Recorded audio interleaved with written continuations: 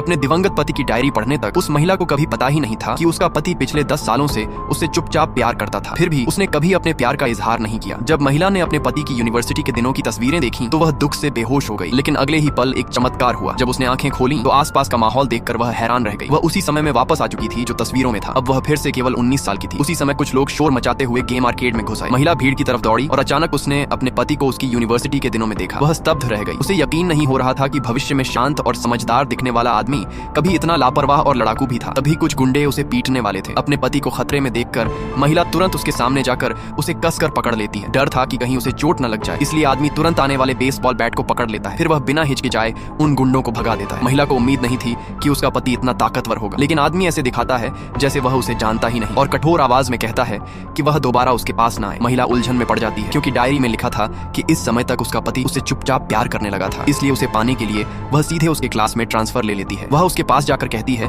कि उसे प्यार करने का एक मौका दे, लेकिन आदमी उसे मना कर देता है। फिर भी महिला हार नहीं मानती क्योंकि उसने उसके लाल होते कान देख लिए थे। वह उसके बगल में बैठ जाती है और लगातार मीठी बातें करने लगती है। तभी एक लड़की जो उस आदमी को पसंद करती थी दोनों की फोटो खींच लेती है। स्कूल खत्म होने के बाद वह लड़की महिला का रास्ता रोकती है और कहती है कि वह आदमी पहले से उसकी बेटी का मंगेतर है। फिर वह फोटो दिखाकर धमकी देती है कि अगर महिला उससे दूर नहीं रही तो वह फोटो सबको दिखा देगी। लेकिन महिला डरती नहीं, वह सीधे उसे थप्पड़ मार देती है। असल में पिछले जन्म में यही लड़की उसके पति की सेक्रेटरी थी और हमेशा दोनों के रिश्ते में गलत फहमियां पैदा करती रहती थी ताकि उनका तलाक हो जाए। अपना गुस्सा निकालने के बाद महिला वहां से चली जाती है, लेकिन वह लड़की गुस्से में फोटो आदमी की दत्तक मां को भेज देती है। जब दत्तक मां को यह बात पता चलती है तो वह स्कूल में आकर हंगामा करने लगती है। वह दावा करती है कि आदमी उसकी बेटी का मंगेतर है और महिला उनके रिश्ते के बीच आ रही है। आदमी बेहद गुस्सा हो जाता है और अपनी दत्तक मां को चुप रहने के लिए कहता है, लेकिन वह और भी बुरी बातें करने लगती है। वह कहती है कि अगर उसने उसे गोद न लिया होता तो वह कब का भूख से मर गया होता। तब महिला को पहली बार एहसास होता है कि उसके पति की जिंदगी कितनी दुख भरी थी। उसे याद आता है कि पिछले जन्म में उसके माता पिता उसके परिवार के साथ खाना खाना चाहते थे, लेकिन उस आदमी ने कहा था कि उसके सारे परिवार वाले बहुत पहले मर चुके हैं। उस समय उसने कभी उसकी बातों को समझने की कोशिश नहीं की थी। यह सोचकर उसे गहरा पछतावा होने लगता है। जब दत्तक मां की बातें और ज्यादा अपमानजनक हो जाती हैं, तो महिला आदमी के सामने खड़ी होकर उसका बचाव करती है। वह एक टेप रिकॉर्डर निकालती है और कहती है कि वह बदनामी और झूठे आरोप लगाने के लिए कानूनी कार्रवाई करेगी। यह सुनते ही दत्तक मां घबरा जाती है और जमीन पर लेटकर ड्रामा करने लगती है। बेहद शर्मिंदा होकर आदमी अपनी दत्तक मां का हाथ पकड़ता है और उसे वहां से खींच कर ले जाता है। महिला मन ही मन ठान लेती है कि इस जन्म में वह अपने पति की किस्मत बदल कर रहेगी।